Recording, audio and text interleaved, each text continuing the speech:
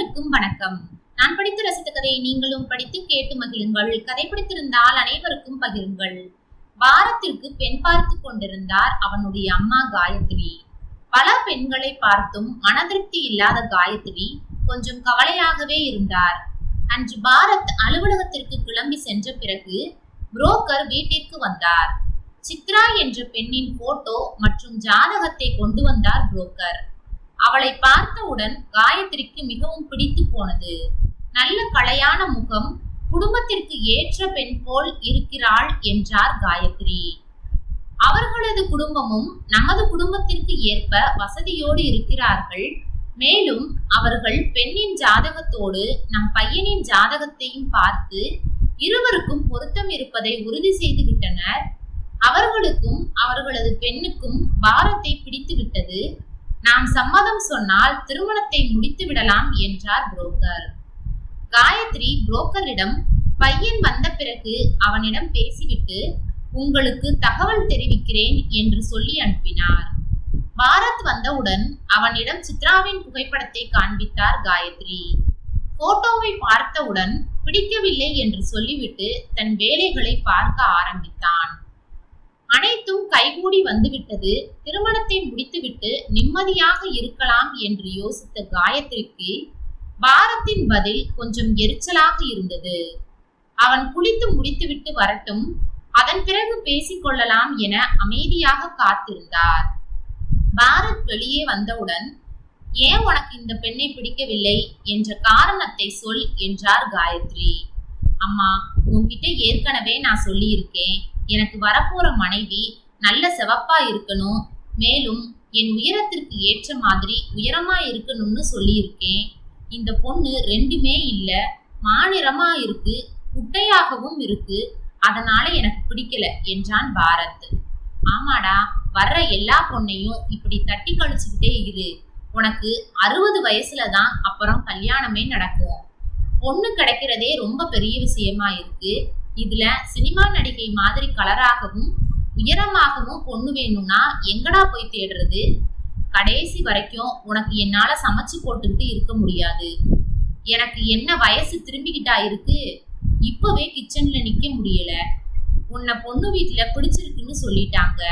நீ சொன்னா கல்யாணமே முடிஞ்சிடும். வேணும்னா நீ ஒரு தடவை நேர்ல பார்த்துட்டு அப்புறமா முடிவை சொல்லு என்றார் காயத்ரி. வேறு வழி இல்லாமல் பெண்ணை பார்த்துவிட்டு முடிவு சொல்லலாம் என்ற முடிவுக்கு வந்தான் பாரத். அன்று ஞாயிற்றுக்கிழமை மாலையில் பாரத், காயத்ரி மற்றும் உறவினர்கள் சில பேருடன் சித்ராவை பார்ப்பதற்காக சென்றிருந்தனர். பட்டுப்புடவை கட்டிக்கொண்டு தலை நிறைய மல்லிகை பூவை வைத்துக் கொண்டு வந்து நின்றாள் சித்ரா. பார்த்தவுடன் கவர்ந்தெழுக்கும் அழகோடு இருந்தாள். அவளை பார்த்ததும் பாரத்திற்கும் மனதிற்குள் அழகாக இருக்கிறாள் என்றுதான் தோன்றியது. இருந்தாலும் தான் நினைத்தது போல் இல்லை என்பதால் வீட்டிற்கு போய் சம்மதம் சொல்லலாம் என அம்மாவிடம் சொல்ல அனைவரும் அங்கிருந்து கிளம்பி வந்தனர். காரில் வீட்டிற்கு வருவதற்குள் பழையபடி எனக்கு இந்த பெண்ணை பிடிக்கவில்லை என்று ஆரம்பித்தான் பாரத். இல்லை, இந்த பெண் தான் உனக்கு சரியான பொருத்தமாக இருப்பாள். உனக்கே பெண்ணை பிடித்திருக்கிறது என்பது உன் முகத்தை பார்த்த போதே எனக்கு தெரிந்தது என்றார் காயத்ரி. அரைகுறை மனதோடு இருந்தவனை ஏதேதோ சொல்லி திருமணத்திற்கு சம்மதிக்க வைத்தார் காயத்ரி. இரு வீட்டாரின் உற்றார் உறவினர்கள் கூடி இருவருக்கும் திருமணம் செய்து வைத்தனர். முதலிரவு அறையில் பாரத் காத்திருக்க உள்ளே வந்தாள் சித்ரா. அவளை அழைத்து கட்டிலில் அமர வைத்தவன் அவளுக்கு சர்ப்ரைஸாக நிறைய உடைகளை பரிசளித்தான். அந்த உடைகளை பார்த்ததும் சித்ரா முகம் சுளித்தாள். தன் கணவனை நிமிர்ந்து பார்த்து, நான் சேலை, சுடிதார் போன்ற ஆடைகளை அணிவேன், இது போன்று ஜீன்ஸ், ஸ்கர்ட், டிஷர்ட் போன்ற உடைகள் எல்லாம் எனக்கு பிடிக்காது என சொல்லிவிட்டாள். பாரத்தின் முகமே மாறியது. அதற்கு பிறகு அவளிடம் எதுவும் பேசாமல் அமைதியாக அனைத்தையும் வாங்கி தன் அலமாரியில் அடுக்கினான். கட்டிலில் ஓரமாக படுத்து கொண்டான். சித்ராவும் என்ன செய்வதென்றே தெரியாமல் தலையணையை எடுத்துக்கொண்டு கீழே பாயை விரித்து படுத்து கொண்டாள். அடுத்த நாள் காலை சித்ராவின் மாமியார் காயத்ரி மருமகள் நடவடிக்கையை உற்று கவனித்துக் கொண்டிருந்தார். மருமகளை கவனித்த அவருக்கு அவர்களுக்குள் எதுவும் நடக்கவில்லை என்பது தெள்ளத் தெளிவாக தெரிந்தது. இவனுக்கு அறிவே இல்லை. லட்சணமாக மூக்கு மொழியுமா எப்படி ஒரு பொண்டாட்டி கிடைச்சிருக்கா? வாழ்க்கையை சந்தோஷமா ஆரம்பிக்காம என்ன சண்டை போட்டு வச்சிருக்கான்னு தெரியலையே. நாம தான் ஏதாவது செய்யணும் என்று மனதுக்குள் நினைத்து கொண்டார் காயத்ரி. ஒரு வாரம் ஓடியது. இருவருக்கும் பேச்சுவார்த்தையே இல்லாமல் இருந்தது. அன்று ஞாயிற்றுக்கிழமை விடுமுறை என்பதால் தன் மகனிடம் பேச வேண்டும் என அழைத்தார் காயத்ரி. மருமகளையும் ஏற்கனவே கூப்பிட்டு அருகே உட்கார வைத்திருந்தார். சித்ரா இருப்பதை பார்த்தவுடன் அவன் அங்கு வருவதற்கே யோசித்தான். இருந்தாலும் அம்மா முன்னால் எதையும் காட்டிக்கொள்ள வேண்டாம் என அமைதியாக வந்து உட்கார்ந்தான். கொஞ்ச நாளைக்கு நீங்கள் தனியாக இருந்தால்தான் வாழ்க்கை சந்தோஷமாக இருக்கும். உங்களுக்கு தனியாக வீடு ஒன்று பார்த்துள்ளேன். நமது தெருவிலேயே கடைசியில் இருக்கும் வீட்டிற்கு தனி குடித்தனம் செல்லுங்கள். எத்தனை நாளைக்குத்தான் ஒருவருக்கொருவர் மூஞ்சியை திருப்பிக் கொண்டு இருப்பீர்கள்? எனக்கு ஒன்றும் தெரியாது என்று இருவரும் நினைத்து கொண்டிருக்கிறீர்களா என்றார் காயத்ரி. ஏற்கனவே நான் வீட்டு ஓனரிடம் அட்வான்ஸ் கொடுத்து சாவி எல்லாம் வாங்கி வைத்து விட்டேன். 2 நாட்களில் உங்களது கட்டில் பீரோ அங்கு சென்றுவிடும் என்றார். உங்களது முக்கியமான உடைமைகளை மட்டும் நீங்கள் எடுத்து வைத்துக் கொள்ளுங்கள் என்று சொன்னார் காயத்ரி. அம்மா, இதெல்லாம் எதற்கு? தேவையில்லாத வேலையை செய்து கொண்டிருக்கிறீர்கள் என எரிந்து விழுந்தான் பாரத். டேய், எப்ப எதை செய்யணும்னு எனக்கு நல்லா தெரியும்டா. நான் சொல்றத மட்டும் செய் என்று சொல்லிவிட்டு எழுந்து சென்றார் காயத்ரி. இந்த அம்மாவுக்கு அறிவே இல்ல. நம்மள கேட்காம அவங்களா முடிவு எடுத்துக்கிறாங்க. அவங்க பேச்சை மீற மாட்டேங்கிறதுக்காக இப்படி ஒருத்திய தலையில கட்டி வச்சாங்க. அது மட்டும் இல்லாம இப்ப என்னன்னா இவ கூட என்ன தனியா ஒரு வீட்டுல வாழணும்னு சொல்றாங்க என முணங்கிக் கொண்டே தன் அறைக்கு சென்றான். 2 நாட்கள் கழித்து மாலையில் தன் உடைமைகளை கொண்டு போய் காரில் வைத்துவிட்டு தயாராக இருந்தான் பாரத். பின்னாலேயே சித்ராவும் தன் பெட்டியையும் பொருட்களையும் எடுத்து காரில் வைத்தாள். இருவரும் காயத்ரியிடம் சொல்லிவிட்டு புது வீட்டிற்கு சென்றனர். காயத்ரி அவர்களுக்கு பார்த்து வைத்திருந்த வீடு நல்ல வசதிகளோடு மிக பெரியதாகவே இருந்தது. ஆனால் அந்த வீட்டில் மிகப்பெரிய தவறு ஒன்று இருந்தது. 2 அறைகளோடு கூடிய வீடாக அது அமைந்திருந்தது. 2 அறைகளையும் உள்ளே சென்று பார்த்துவிட்டு, இது என்னுடைய அறை, நான் இங்கே தங்கிக் கொள்கிறேன், நீ அந்த அறையில் தங்கிக்கொள் என்று சித்ராவிடம் சொல்லிவிட்டு அவன் அறைக்குள் சென்று கதவை பூட்டிக் கொண்டான். சித்ராவிற்கும் இவன் ஏன் இவ்வாறு நடந்து கொள்கிறான் என்று ஒன்றும் பிடிபடவில்லை. போக போக சரியாகிவிடும் என்று நினைத்து கொண்டு மனதை தேற்றினாள். அடுத்த நாள் காலை திங்கட்கிழமை வேலைக்கு செல்வதற்காக கிளம்பி தன் அறையிலிருந்து வெளியே வந்தான் பாரத். டைனிங் டேபிளில் காலை டிஃபனை தயார் செய்து வைத்திருந்தாள் சித்ரா. சாப்பிடாமல் சென்று விடலாமா என்று யோசித்தவன், சரி சாப்பிட்டு விட்டு போவோம் என்று உட்கார்ந்து சாப்பிட ஆரம்பித்தான். இதுவரை அம்மா சமையலை சாப்பிட்டு கொண்டு இருந்தவனுக்கு சித்ரா சமையல் அவ்வளவாக பிடிக்கவில்லை. கடமைக்கு சாப்பிட்டு விட்டு கிளம்பினான். 1 வாரம் ஓடியது. இருவரும் கொஞ்சம் பேச ஆரம்பித்திருந்தனர். தற்போது கணவன் தன்னுடன் பேசுகிறான் என்றவுடன் அன்று அவன் அலுவலகம் சென்ற பிறகு தைரியமாக அவனுடைய அறைக்கு சென்றாள். அங்கு உள்ள பொருட்கள் குப்பை போல் இருந்தது. அறையை சுத்தம் செய்து அவனது பொருட்களை எல்லாம் எடுத்து அழகாக அடுக்கி வைத்து விடுவோம் என்று அறைக்குள் சென்றாள். அவனது பெட்டியை திறந்து பொருட்களை எடுத்து வைக்கும் போது அவனது டைரி உள்ளே இருந்தது. டைரியை எடுத்தாள். படிக்கலாமா வேண்டாமா என்று மிகுந்த யோசனைக்கு பிறகு படிக்கலாம் என டைரியை திறந்தாள்.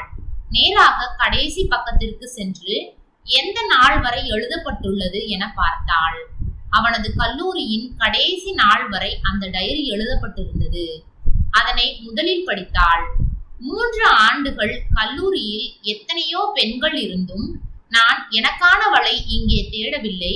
எனக்கானவள் எங்கேயோ பிறந்திருப்பாள். அவள் என்னை தேடி வருவாள்.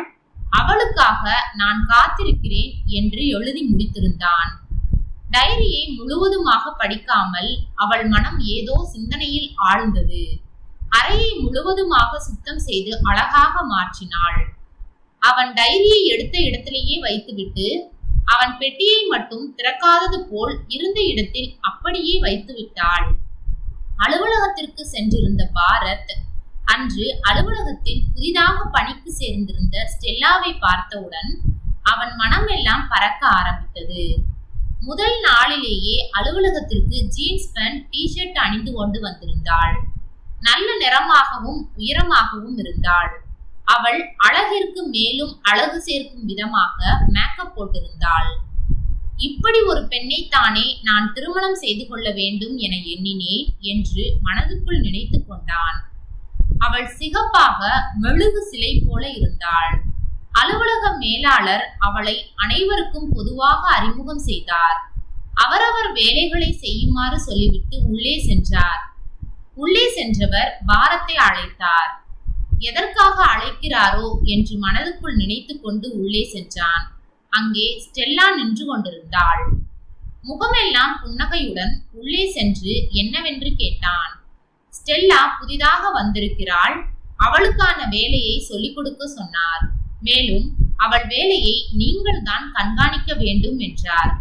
ஸ்டெல்லாவை பார்த்து, உங்கள் பணி குறித்து சந்தேகம் இருந்தால் பாரத்திடம் கேட்டு தெரிந்து கொண்டு சிறப்பாக வேலையை செய்யுங்கள் என்று சொல்லி அனுப்பி வைத்தார் மேலாளர்.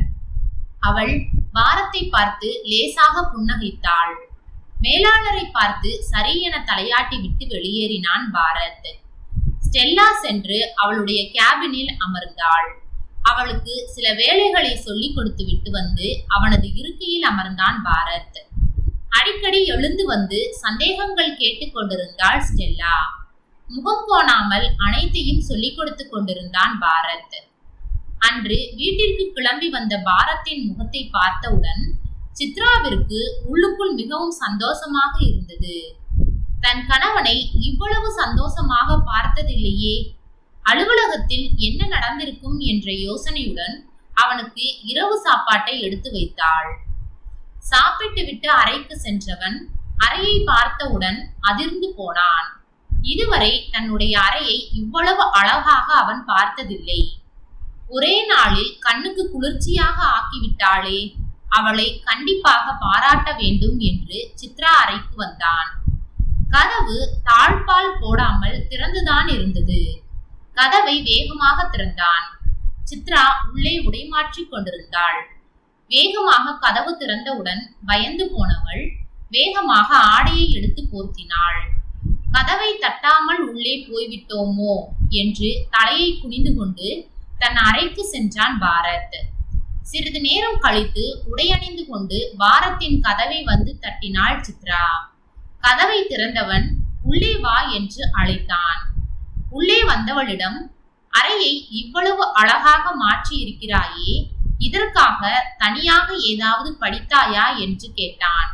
அவள் அழகாக புன்னகைத்துவிட்டு, அதெல்லாம் ஒன்றுமில்லை, ஆர்வம் இருந்தால் போதும், நாம் பார்க்கும் விதத்தில் தான் அனைத்தும் உள்ளது என்றாள் சித்ரா.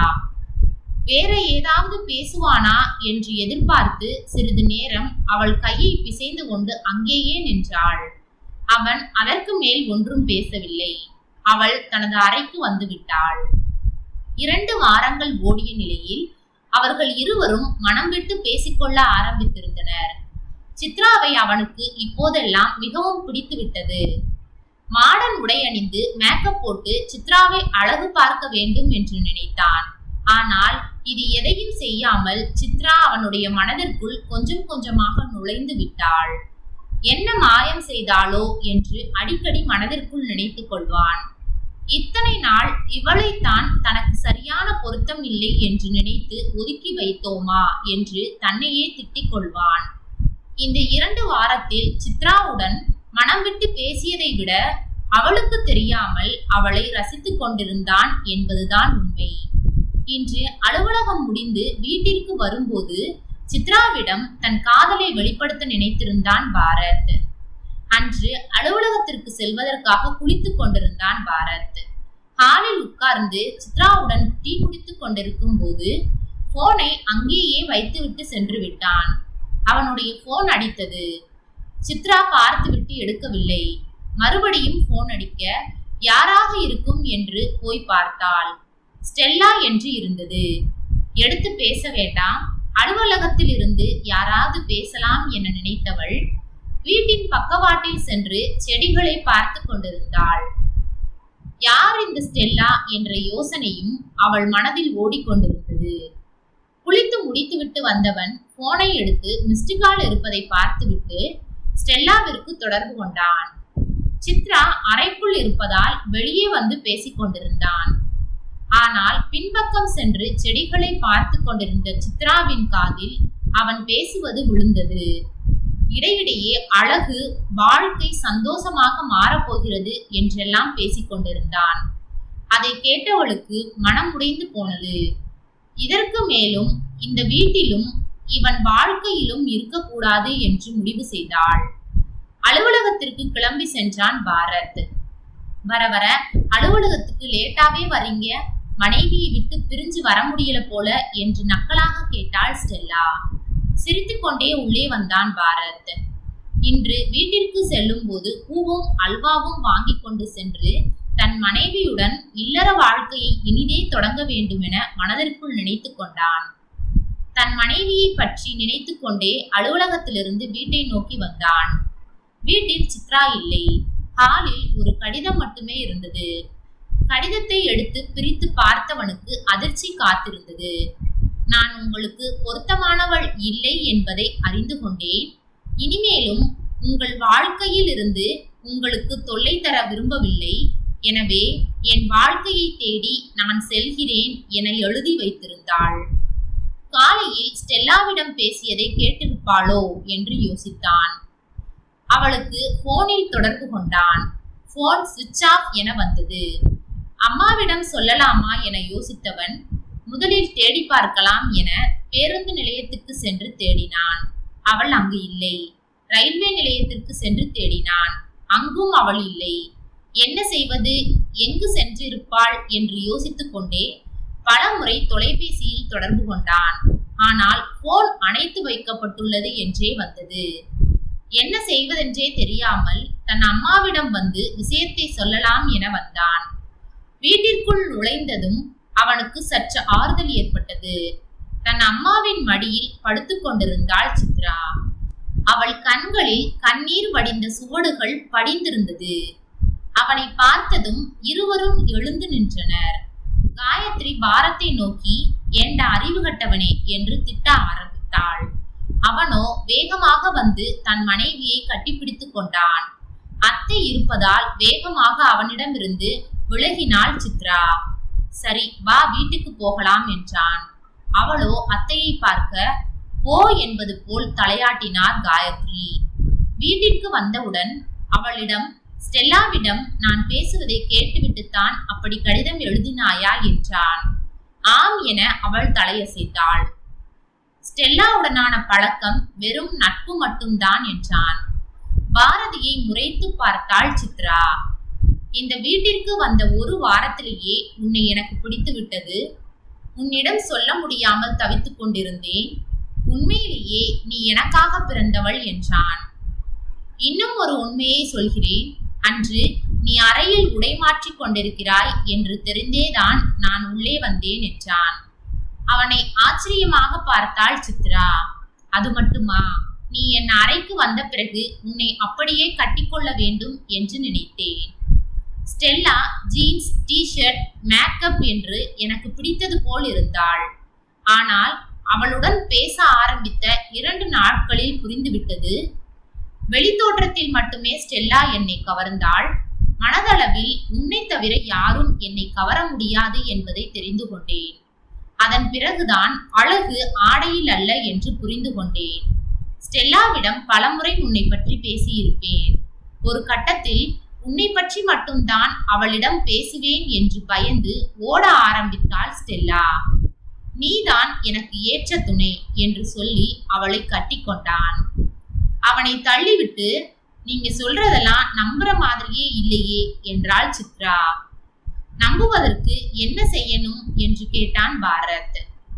அவனை ஒரு மாதிரியாக பார்த்துவிட்டு திரும்பி நடந்தாள் சித்ரா. அவள் சொல்ல வந்ததை புரிந்து கொண்டவன் வேகமாக சென்று அவளை இறுக அணைத்து இதழோடு இதழ் பதித்தான். பாரத், சித்ரா இருவரும் மகிழ்ச்சியாக தங்கள் வாழ்க்கையை தொடங்கினர். நன்றி. கதை பிடித்திருந்தால் லைக் பண்ணுங்க, ஷேர் பண்ணுங்க, சப்ஸ்கிரைப் பண்ணுங்க. உங்களுடைய கருத்தை கமெண்ட் பாக்ஸில் தெரிவிக்கவும். தங்கள் ஆதரவிற்கு நன்றி.